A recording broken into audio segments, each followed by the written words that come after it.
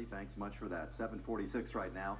This morning we want to take a few minutes to talk about something that for many is uncomfortable to talk about: bipolar disorder.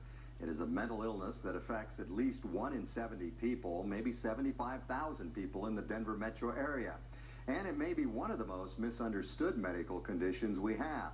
On November 14th, there's going to be a public event hosted by former First Lady Jeannie Ritter to discuss cutting-edge treatments and raising awareness.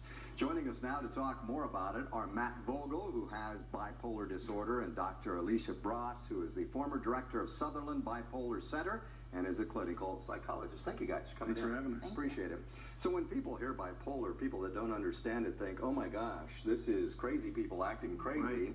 Right. But you have that disorder. What's it really like for you? Well, honestly, the stigma is the worst part of having it. That it is so misunderstood. With medication, therapy, doing things like meditation, it's really manageable, and you can lead, happy, productive lives. And there's people in, executive level positions all over that have it.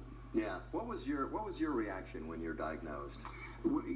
Because of the stigma, when I first got diagnosed, it was like being told I had, pancreatic cancer or something. It was just devastating, because I thought, I'm going to be that crazy dad sitting, by myself at the, my kids, games, and I will, embarrass them and everything. And so it was really awful, just because of the perceptions that are out there about it. Yeah. Doctor, talk about bipolar. What is it? Sure. When people have bipolar disorder, they tend to have episodes of clinical depression where they feel more down, maybe lose interest in things, have less energy, less appetite, or maybe increase their eating, difficulty sleeping, maybe preoccupied with thoughts of death or even harming themselves. And then they also, with bipolar disorder, have activated states where they feel really high, euphoric, or maybe really irritable, tend to have increased energy, decreased need for sleep, lots of activity, either goal-directed or just really impulsive risk-taking. And so with bipolar disorder, people have both the depressive states as well as the manic or hypomanic states. They can also have long periods of doing well in between those mood episodes. Sure. And as Matt said, there is medication and therapies to control it. I know that.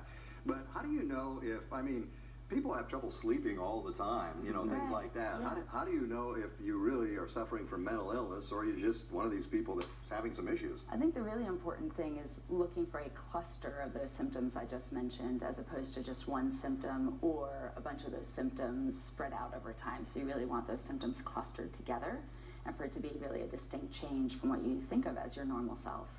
Tell me about this event coming up. I know you're going to be talking about cutting-edge technology. As a professional in this field, that must be pretty exciting. Yeah, so at the Sutherland Bipolar Center, we really rely on evidence-based treatments for the patients who we treat. And so at this panel, we'll be kind of getting a little peek into the future of what are people starting to study in terms of innovative interventions that we might have evidence for to be able to apply in the future. And Matt will be one of the panelists. Yeah. One of the speakers there. That is good. If people are interested in either going to that or just learning more about this whole thing, what would you suggest? Probably visiting our website, which is rdsfoundation.org, and they can learn about all the services that we offer at the Sutherland Bipolar Center, and there'll also be a link for the event on November 14th. Very good. Thank you both for coming in. Thank you. Appreciate it very much. We're going to take all this information. We'll put it on our website too, 9news.com. We'll take a break and be back.